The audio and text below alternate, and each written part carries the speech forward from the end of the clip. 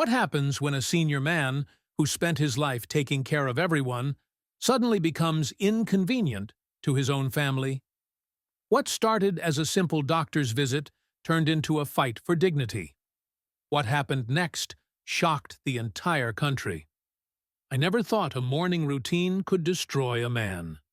You grow up believing hard work builds character, that discipline keeps you alive longer, that taking care of your wife, your yard, and your body is what makes you a man. Not some whiny millennial with a podcast and a caffeine addiction. So I did what any real man in his 70s would do. I woke up every day at 5 a.m. cold shower. Black coffee. Deep breathing for 5 minutes like some retired Marine monk. And then I'd get to work. Cleaning, fixing, carrying, cooking. Like I was still 35 and the world still gave a damn. I thought I was doing the right thing. Until the day I almost collapsed in front of my wife while holding a damn kettle of chamomile tea. Let me rewind a bit. My name's Walter Hamilton. I'm 72 years old, and as far as my family is concerned, that makes me obsolete. A placeholder in my own house. A side character in a life I built from the ground up. I live with my wife, Linda. Or rather, she lives with me, in the same rooms we've shared for 47 years. Only now, she forgets most of them. Dementia doesn't care about wedding vows. Some days, she thinks I'm her brother. Other days, she's terrified of me. And some days, like last Tuesday, she reaches for my hand and says, "Walter, thank you." And I get a glimpse of the woman I used to know. That's why I get up every morning. That's why I make her tea. That's why I keep going, even though my knees sound like Rice Krispies in milk, and my back stiffens if I sneeze too hard. But that morning, as I stood in the kitchen pouring water into her favorite blue cup, my hand started shaking. No, I mean really shaking. The kettle nearly slipped. My vision blurred. I grabbed the counter with my other hand, heart racing like I was running a marathon, only I hadn't moved a step. For a second, I thought, well, Walter, you finally hit the wall. Good run, old man. I didn't say anything to Linda, of course. She wouldn't remember. And honestly, what would be the point? If I dropped dead, the kids would probably just argue over who has to come deal with the body. That's not sarcasm, that's experience. My oldest son, Greg, is a venture capitalist in San Francisco. Translated, he talks a lot, flies more than he walks, and doesn't answer his phone unless your last name is Musk. My daughter, Casey, lives closer, 3 miles away to be exact. But she's too busy raising her boys to check on her father, even though one of her boys is 19 and spends more time vaping than breathing. And then there's Jason, my youngest, the only one who used to visit regularly, until his wife decided I was toxic. Imagine that. Me. Toxic. A man who once built a deck with his bare hands and a hammer so dull it could have been a spoon. They say families drift apart. Mine ran. But that day, I called Greg. Not because I wanted to, because I needed a ride. "Hey, Dad," he said, voice already tired, like I was asking him for a kidney. "I need a doctor. Today, something's not right." Pause. "You sound fine. What happened?" "I almost passed out making tea." Another pause. Longer this time. Then, reluctantly, "I'll call you an Uber." "No, are you okay?" "No, want me to come with?" Just a digital ride, paid with digital love, arriving in 8 to 10 minutes. I went to a small private clinic downtown. I'd been there twice before. Once for a flu shot, once for a misdiagnosed gastric concern that turned out to be my wife's cooking. This time, I saw a young doctor named Kramer. Looked about 30. Clean white coat. Nice handshake. But the moment I told him about my routine, 5 a.m. rise, cold showers, black coffee on an empty stomach, intense breathing. His face shifted. He looked at me like I'd just confessed to snorting drywall dust. "Mr. Hamilton," he said, "do you mind if I'm brutally honest?" I almost laughed. "You think I got time left for sugarcoating?" He leaned forward. "Those habits are killing you." I blinked. He went on. "You're triggering your sympathetic nervous system within 5 minutes of waking up. Cold water shocks your already sensitive blood pressure. Caffeine spikes your cortisol. And if your breathing isn't paced exactly right, it can actually restrict blood flow to your brain." Translation: Congratulations, Walter. Your healthy routine was a suicide note written in habits. I left that office stunned, not scared, angry. Angry at myself for doing everything right and still being wrong. Angry that no one ever tells you these things. Angry that my kids treat me like I'm a ghost until I make noise. And then I'm too much. You spend your life doing what you're told is good for you, and then, when your body starts breaking down, everyone just shrugs and says, "It's your age." Number, it's not. It's ignorance and negligence, and the cruel way society pretends to care about the elderly until it's time to actually care. I came home and told Casey. She was in the kitchen, arms crossed, scrolling on her phone while pretending to be busy. "I just came back from the doctor," I started. She didn't look up. "Everything okay?" I almost didn't answer. Then I did. He said my morning routine is hurting me. Said cold showers, coffee on an empty stomach, and breath work are dangerous at my age. Her eyebrows lifted like I'd confessed to joining a cult. "Oh, come on, Dad. Now everything's dangerous? What's next? Toast?" I stared at her. He said it could have triggered a stroke. Then just, "Don't do that stuff anymore." That was it. End of conversation. End of concern. I walked back to Linda's room. She was asleep, her mouth slightly open, her hand clutching a blanket like a child. And suddenly, something in me cracked. I'm the one who takes care of her. I'm the one who gets up, cooks, cleans, worries. And I'm the one who nearly passed out on a kitchen floor while the people I raised debate whether I'm still capable. You want the truth? They don't want to take care of us. They just want us quiet. But I've been quiet too damn long. They say when it rains, it pours. But nobody tells you what it feels like when it drips. Slow, steady, soul-numbing. The kind of quiet erosion that doesn't flood your house, but washes away the foundation one drop at a time. That was my life after the doctor's visit.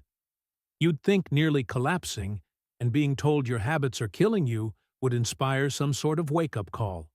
In your kids, your neighbors, maybe even the damn dog. But no.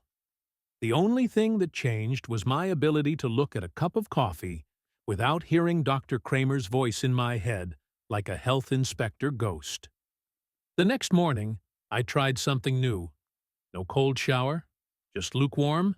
No coffee, just hot water with lemon. No breath work, just breathing like a normal person. Like someone who isn't trying to earn a damn medal for being disciplined. You know what that got me? Judgment. Linda's nurse, the one Casey insisted we hire just for a few hours a week, walked in and tilted her head like I was an injured bird. "Oh, skipping your cold shock today?" she said, like I was cheating on a diet. I smiled politely. What I wanted to say was, "No, Diane, I'm skipping brain damage." But sarcasm is lost on people who think being under 40 gives them a medical degree. Later that afternoon, Casey dropped by. Correction, she blew through the house like a storm in Lululemon, phone in one hand, iced chai in the other, multitasking her way through fake concern. "Dad, why are there dishes in the sink?" Because I used them. She frowned. Usually, you've cleaned up by now. Usually, I'm not on the verge of cardiac arrest. She rolled her eyes. Don't be dramatic. Dramatic. Right, says the woman who once cried over a chipped gel nail. It didn't stop there. That weekend, Greg decided to bless us with his presence. He flew in, stayed at a hotel, because Dad's place is too far from downtown, and scheduled a quick catch-up brunch at 9 a.m., which to him is sleeping in. To me, it's a race against bowel urgency. We met at some sleek place downtown with bamboo furniture and a menu written entirely in italics. No pancakes, no bacon. Just words like activated, infused, and sprouted. Greg showed up in sunglasses and a polo that probably cost more than my first car. "Dad," he said, shaking my hand like I was a business associate. "How you holding up?" "Well, I'm not dead yet, so better than expected." He laughed, politely, like I was a pet trying to talk. We ordered.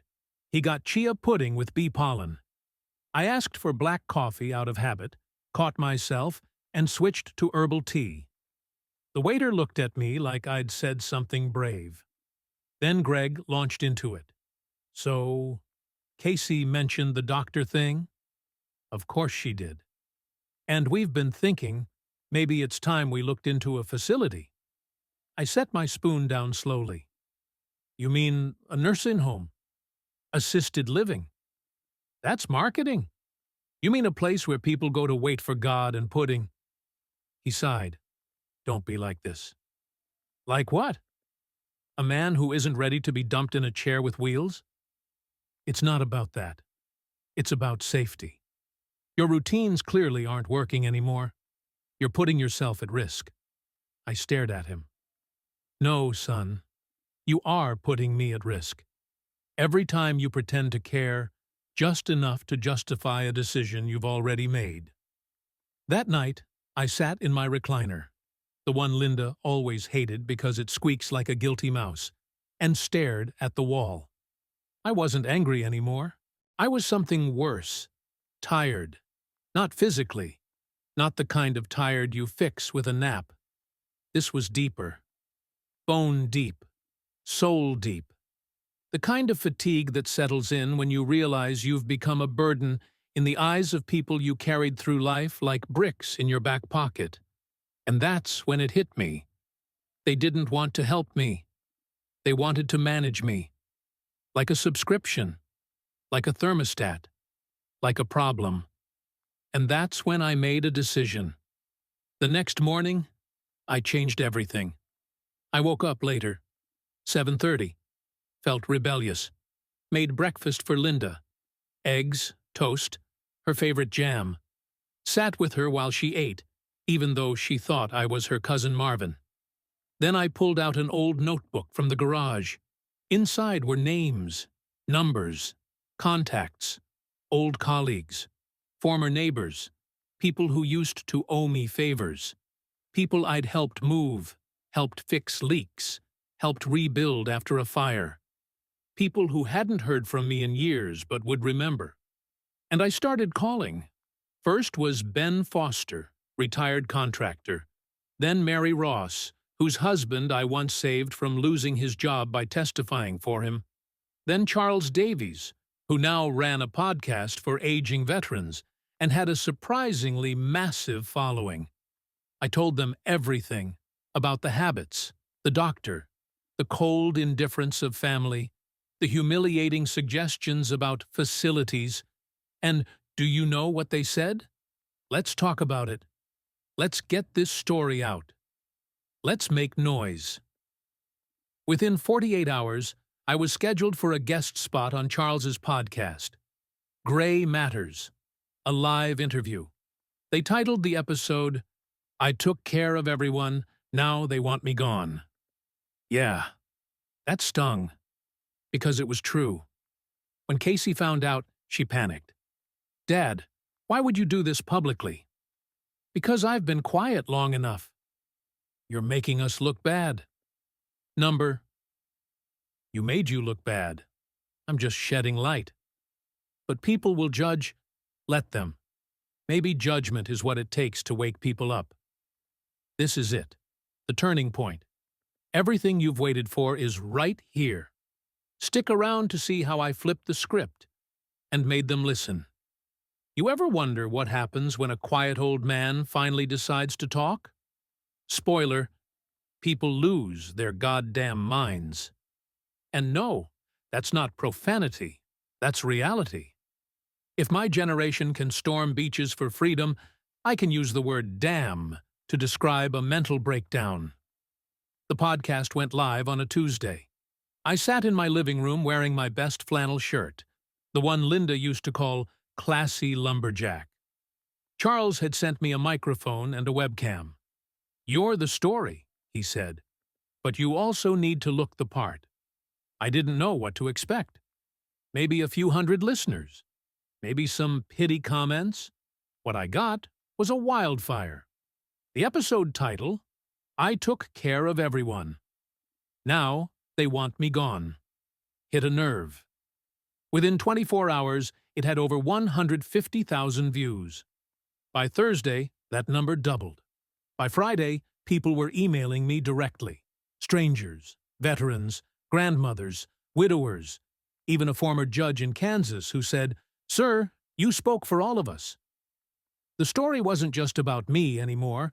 It was about every person over 60 who's been told they're too much, too slow, too forgetful, or too old to matter. And it pissed people off. Casey called first.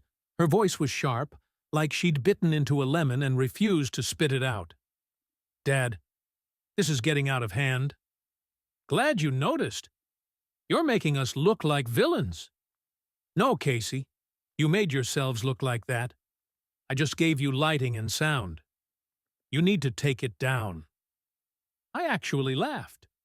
"Sweetheart, that video has been copied, clipped, shared, quoted, and translated into Spanish, French, and one extremely aggressive Polish meme page. Even if I wanted to take it down, I couldn't." Silence. Then, "You know Greg is furious." "Greg's always furious. That's his cardio." 2 days later, Greg showed up at my door in person. No Uber this time. No brunch plans. Just a buttoned shirt, a stern face, and a voice like a boardroom firing. "You made a mistake, Dad." "Good to see you too, son." "You embarrassed the family." "You're embarrassed because the truth wasn't flattering. That's not on me." He sat down, looked around my house like it was a crime scene. "Do you really think we're trying to get rid of you?" I stared at him. "You told me I should move to an assisted facility. You called my routine dangerous. You said I wasn't thinking clearly. That was concern." "No, Greg. Concern is checking in every Sunday. Concern is asking how I'm sleeping. Concern isn't shipping your father off because you're uncomfortable watching him age." He didn't respond, just tapped his fingers on the armrest. And then, he said the one sentence that lit a fire under everything. "You've always been difficult." Difficult. Like I was a puzzle he never had time to solve. Like loving me had been homework. Like decades of sacrifice were some quirky personality defect. I stood up. "I wiped your mouth with a napkin for 5 years straight, Greg. I paid for your braces and your Ivy League education. I fixed your first car, your second car, and your damn wedding when your caterer ran off. You call that difficult?" He looked away, coward. After that, I went dark. No calls, no texts, just silence. And it felt good. Not passive-aggressive, not bitter, just peaceful. I took long walks, cooked new meals, played vinyl records on an old player Linda and I found at a garage sale in 1982. And most importantly, I started sleeping again. Not just because I dropped the cold showers and coffee, but because, for the first time in years, I didn't feel invisible. People saw me now. I got letters, real ones, handwritten, from people who'd listened and cried and finally felt understood. And then came the news. Charles called me one morning, voice buzzing like static electricity. "Walter, are you sitting down?" "I'm 72. I'm always sitting down." "You're going to be featured on a morning segment, national television." I almost dropped the phone. He continued, "They want to interview you. The voice of forgotten seniors. That's what they're calling you." I laughed. "Catchy. You're more than a story now, Walter. You're a movement." Now look, I never wanted to be famous. I don't even like most people. But this felt necessary. If my voice could speak for the 10,000 others who'd been silenced by convenience and selfishness, then I'd talk until my jaw locked. But not everyone was clapping. The following week, Casey showed up. Not to talk, not to hug, but to negotiate. She brought her husband. You know, the guy who once asked if old people should even vote anymore. They sat me down like they were offering me a plea deal. "We've been thinking," Casey started, "that maybe you need a break from all this attention." I raised an eyebrow. "A break? From finally being heard? It's overwhelming. You're not young, Dad. This kind of stress." "Spare me," her husband chimed in, smug like a kid who just read one article and thinks he's a doctor. "We could help with finances, living arrangements." "You mean lock me in a quiet room and pray I stop talking?" Casey's voice cracked. "You're tearing this family apart." "No," I said, calm but firm. "The family was already broken. I'm just the one holding up the mirror." Then came the final straw. Linda's nurse, the one who used to smirk at my routine, quit. Said she didn't feel comfortable working in such a public household. As if dignity was contagious and she didn't want to catch it. I was left alone with my wife, a woman who sometimes knew me and sometimes didn't, but who, in her rare moments of clarity, would squeeze my hand and whisper, "You were always stronger than they thought." And in that, I found the fuel for one more move. I bought a whiteboard, hung it by the front door, and every morning I wrote a note on it. Not to my kids, not to Linda, but to myself. One day it said, "You are not a burden." Another, "Silence serves no one." Then, "They underestimated the wrong man." And then came the day. Charles called again. The TV interview? It was happening. Live, no edits, full story. I looked in the mirror, gray hair, wrinkled hands, spine a little curved, but eyes still sharp, still dangerous. Let them see me. Let them hear me. The next chapter? The storm breaks. The silence ends. You won't believe what happened when I stepped into the spotlight and what it cost me. The day I went live on national television, I wore my best shoes. Not because I thought they'd be visible, they weren't, but because I needed to feel ready. Ready like I used to feel before job interviews, parent-teacher meetings, and military inspections. That kind of ready. The producer greeted me like I was royalty. A little too friendly, to be honest. "America's grandpa," she called me. I smiled politely, but inside I thought, "I'm not your grandpa. I'm your warning shot." They sat me under the lights, clipped a microphone to my collar, gave me a bottle of water like I was about to run a marathon, and counted me down. Live in 5, 4 dots, 3 dots camera. Smile, war. The host asked the usual softball questions at first. When did you realize your morning routine might be hurting you? What made you speak out publicly? What was your family's reaction? I answered truthfully. Not cruelly, not bitterly, but without filters. I realized I wasn't dying from age. I was dying from habit, from being told to shut up, sit down, and slowly fade away. I told them about the cold showers, the caffeine, the morning gasps for air that I thought were keeping me alive, but were really setting traps in my chest. I told them how I was shamed for asking for help, how I was judged for not aging gracefully, which, in this country, apparently means disappearing quietly. Then came the curveball. The host leaned in and said, "Walter, your daughter Casey actually sent us a statement. She says she loves you very much, and she's heartbroken by the portrayal. Would you like to respond?" There it was. National stage. One shot. Family wounds. Open and bleeding. I took a breath. "I don't doubt that my children love me," I said, "but love without action is just sentiment. And sentiment doesn't carry a man through dementia, loneliness, or shaking hands." The room went quiet. I continued, "They call it tough love. But sometimes the tough part is just an excuse not to show up." The host blinked, then nodded slowly. They cut to commercial. That night, everything exploded. The video trended online, not just with seniors, but with everyone. Sons, daughters, grandparents, caregivers, even nurses, even doctors.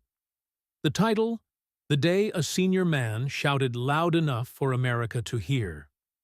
I got phone calls from strangers, emails from people in hospice, a letter from a 16-year-old girl who said, "You reminded me to call my grandma." I wept, because it wasn't just about me anymore. It was about all of us. But not everyone celebrated. 3 days later, Casey showed up at my door. Alone this time. No chai latte, no husband, no phone glued to her hand. Just her. She didn't speak at first, just stood in the doorway, eyes glassy. Then, barely above a whisper, "Why didn't you tell me it hurt that much?" I looked at her for a long time. "Because when I tried, you said I was being dramatic." She nodded slowly, sat down at the kitchen table.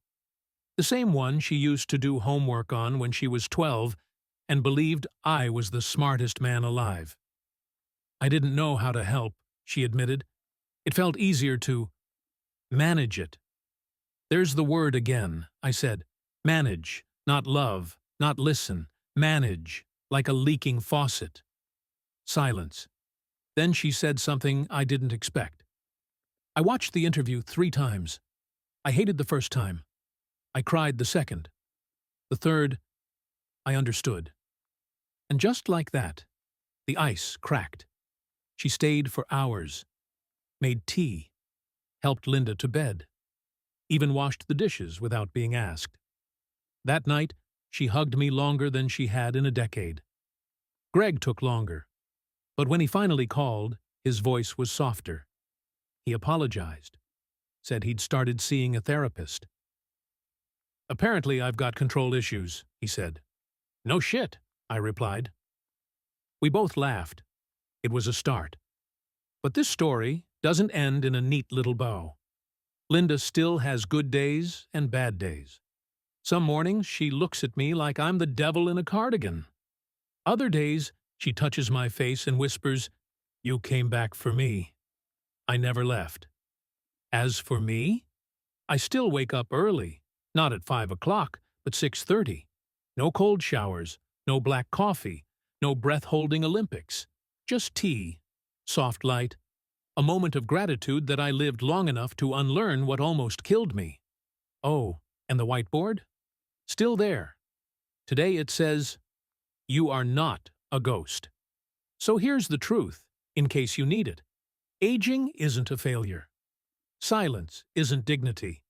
And habits, no matter how disciplined, don't mean a damn thing if they cost you the years they were meant to protect. You don't have to vanish quietly. You can roar, even if your voice shakes. Especially then. Thank you for staying with this story through every chapter.